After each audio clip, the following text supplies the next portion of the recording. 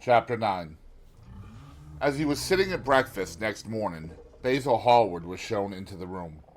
"I am so glad I have found you, Dorian," he said gravely. "I called last night, and they told me you were at the opera. Of course, I knew that was impossible, but I wish you had left word where you had really gone to. I passed a dreadful evening, half afraid that one tragedy might be followed by another. I think you might have telegraphed for me when you heard of it first. I read of it quite by chance in a late edition of the Globe that I picked up at the club. I came here at once and was miserable at not finding you. I can't tell you how heartbroken I am about the whole thing. I know what you must suffer, but where were you? Did you go down and see the girl's mother? For a moment I thought of following you there. They gave the address in the paper. Somewhere in the Euston Road, isn't it? But I was afraid of intruding upon a sorrow that I could not lighten. Poor woman! What a state she must be in! And her only child, too. What did she say about it all?"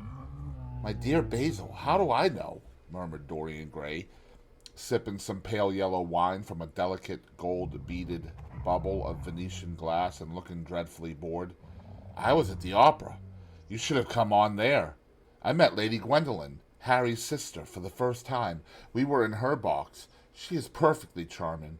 And Patty sang divinely. Don't talk about horrid subjects. If one doesn't talk about a thing, it has never happened. It is simply expression, as Harry says, that gives reality to things. I may mention that she was not the woman's only child.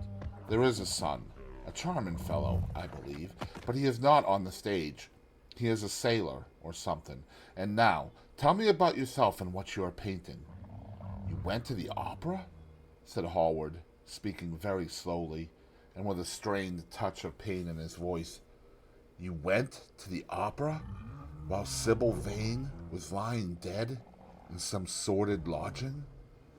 You can talk to me of other women being charming, and of Patty singing divinely, before the girl you loved has even the quiet of a grave to sleep in? Why, man, there are horrors in store for that little white body of hers." "Stop, Basil! I won't hear it!" cried Dorian, leaping to his feet. "You must not tell me about things. What is done is done. What is past is past." "You call yesterday the past? What has the actual lapse of time got to do with it? It is only shallow people who require years to get rid of an emotion. A man who is master of himself can end a sorrow as easily as he can invent a pleasure. I don't want to be at the mercy of my emotions. I want to use them, to enjoy them, and to dominate them." "Dorian, this is horrible! Something has changed you completely. You look exactly the same wonderful boy who, day after day, used to come down to my studio to sit for his picture. But you were simple, natural, and affectionate then. You were the most unspoiled creature in the whole world. Now, I don't know what has come over you. You talk as if you had had no heart, no pity in you. It is all Harry's influence. I see that." The lad flushed up and, going to the window, looked out for a few moments on the green, flickering, sun-lashed garden. "I owe a great deal to Harry, Basil," he said at last. "More than I owe to you. You only taught me to be vain."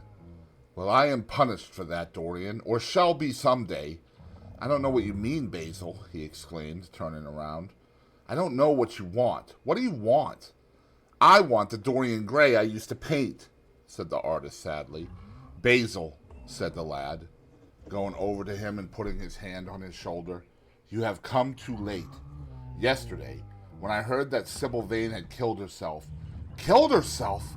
Good heavens! Is there no doubt about that?" cried Hallward, looking up at him with an expression of horror. "My dear Basil, surely you don't think it was a vulgar accident? Of course she killed herself." The elder man buried his face in his hands. "How fearful," he muttered, and a shudder ran through him. "No," said Dorian Gray, "there is nothing fearful about it. It is one of the great romantic tragedies of the age. As a rule, people who act lead the most commonplace lives. They are good husbands, or faithful wives, or something tedious. You know what I mean. middle-class virtue and all that kind of thing. How different Sybil was. She lived her finest tragedy. She was always a heroine. The last night she played, the night you saw her, she acted badly because she had known the reality of love. When she knew its unreality, she died, as Juliet might have died. She passed again into the sphere of art. There is something of the martyr about her. Her death has all the pathetic uselessness of martyrdom, all its wasted beauty. But, as I was saying, you must not think I have not suffered.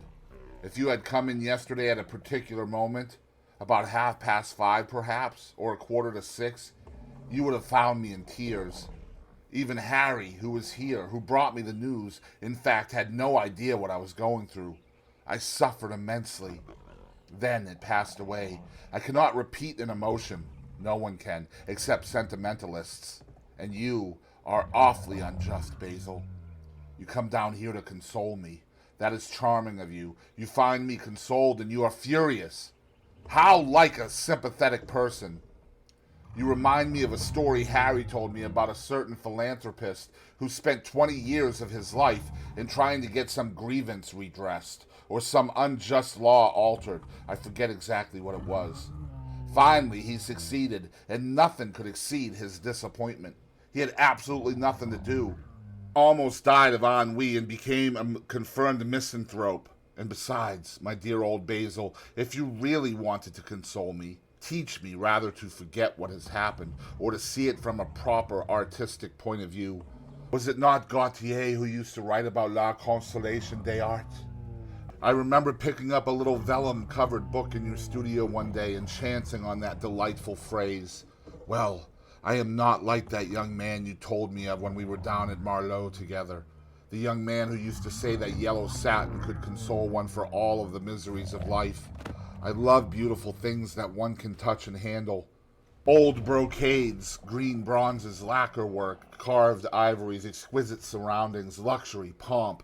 There is much to be got from all these. But the artistic temperament that they create, or at any rate reveal, is still more to me. To become the spectator of one's own life, as Harry says, is to escape the suffering of life. I know you are surprised at my talking to you like this. You have not realized how I have developed. I was a schoolboy when you knew me. I am a man now. I have new passions, new thoughts, new ideas. I am different, but you must not like me less. I am changed, but you must always be my friend.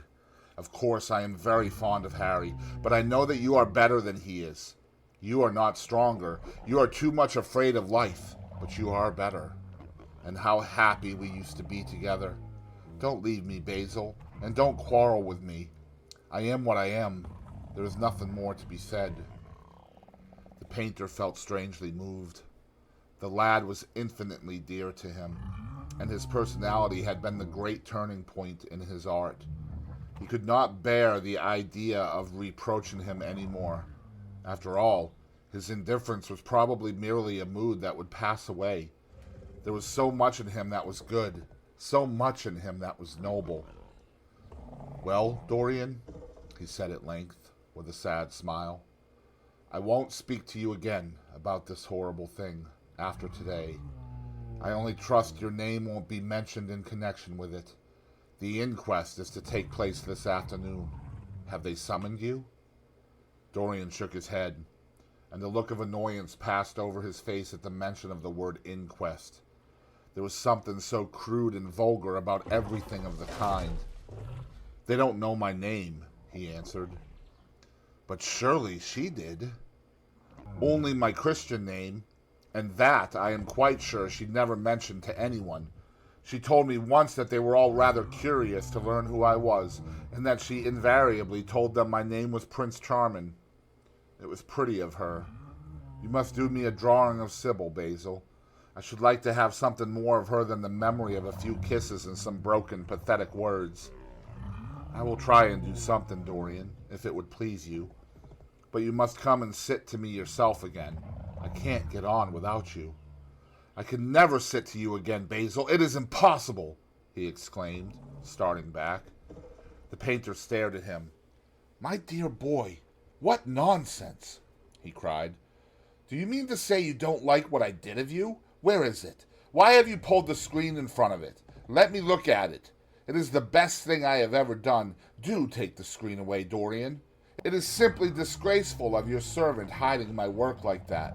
I felt the room looked different as I came in. My servant has nothing to do with it, Basil. You don't imagine I let him arrange my room for me? He settles my flowers for me sometimes, that is all. No, I did it myself. The light was too strong on the portrait. Too strong? Surely not, my dear fellow. It is an admirable place for it. Let me see it. And Hallward walked towards the corner of the room. A cry of terror broke from Dorian Gray's lips, and he rushed between the painter and the screen. Basil, he said, looking very pale, you must not look at it. I don't wish you to. Not look at my own work? You are not serious. Why shouldn't I look at it? Exclaimed Hallward, laughing. If you try to look at it, Basil, on my word of honor I will never speak to you again as long as I live. I am quite serious. I don't offer any explanation, and you are not to ask for any. But remember, if you touch the screen, everything is over between us. Hallward was thunderstruck. He looked at Dorian Gray in absolute amazement. He had never seen him like this before. The lad was actually pallid with rage. His hands were clenched, and the pupils of his eyes were like discs of blue fire. He was trembling all over. Dorian! Don't speak! But what is the matter? Of course I won't look at it if you don't want me to, he said, rather coldly, turning on his heel and going over towards the window. But really, it seems rather absurd that I shouldn't see my own work, especially as I am going to exhibit it in Paris in the autumn. I shall probably have to give it another coat of varnish before that, so I must see it someday, and why not today? To exhibit it? You want to exhibit it? Exclaimed Dorian Gray, a strange sense of terror creeping over him. Was the world going to be shown his secret? Were people to gape at the mystery of his life? That was impossible. Something, he did not know what, had to be done at once. Yes, I don't suppose you will object to that. Georges Petit is going to collect all my best pictures for a special exhibition in the Rue de Sèze, which will open the first week in October. The portrait will only be away a month. I should think you could easily spare it for that time. In fact, you are sure to be out of town, and if you keep it always behind a screen, you can't care much about it. Dorian Gray passed his hand over his forehead. There were beads of perspiration there. He felt that he was on the brink of a horrible danger. You told me a month ago that you would never exhibit it, he cried. Why have you changed your mind? You people who go in for being consistent have just as many moods as others have. The only difference is that your moods are rather meaningless. You can't have forgotten that you assured me most solemnly that nothing in the world would induce you to send it to any exhibition. You told Harry exactly the same thing. He stopped suddenly, and a gleam of light came into his eyes. He remembered that Lord Henry had said to him once, half seriously and half in jest, if you want to have a strange quarter of an hour, get Basil to tell you why he won't exhibit your picture. He told me why he wouldn't, and it was a revelation to me. Yes, perhaps Basil, too, had his secret. He would ask him and try. Basil, he said, coming over quite close and looking him straight in the face, we have each of us a secret. Let me know yours, and I shall tell you mine. What was your reason for refusing to exhibit my picture? The painter shuddered in spite of himself. Dorian, if I told you, you might like me less than you do, and you would certainly laugh at me. I could not bear your doing either of those two things. If you wish me never to look at your picture again, I am content. I have always you to look at. If you wish the best work I have ever done to be hidden from the world, I am satisfied. Your friendship is dearer to me than any fame or reputation. No, Basil, you must tell me, insisted Dorian Gray. I think I have a right to know. His feeling of terror had passed away, and curiosity had taken its place. He was determined to find out Basil Hallward's mystery. Let us sit down, Dorian, said the painter, looking troubled. Let us sit down, and just answer me one question. Have you noticed in the picture something curious? Something that probably at first did not strike you, but that revealed itself to you suddenly? Basil! Cried the lad, clutching the arms of his chair with trembling hands and gazing at him with wild, startled eyes. I see you did. Don't speak. Wait till you hear what I have to say.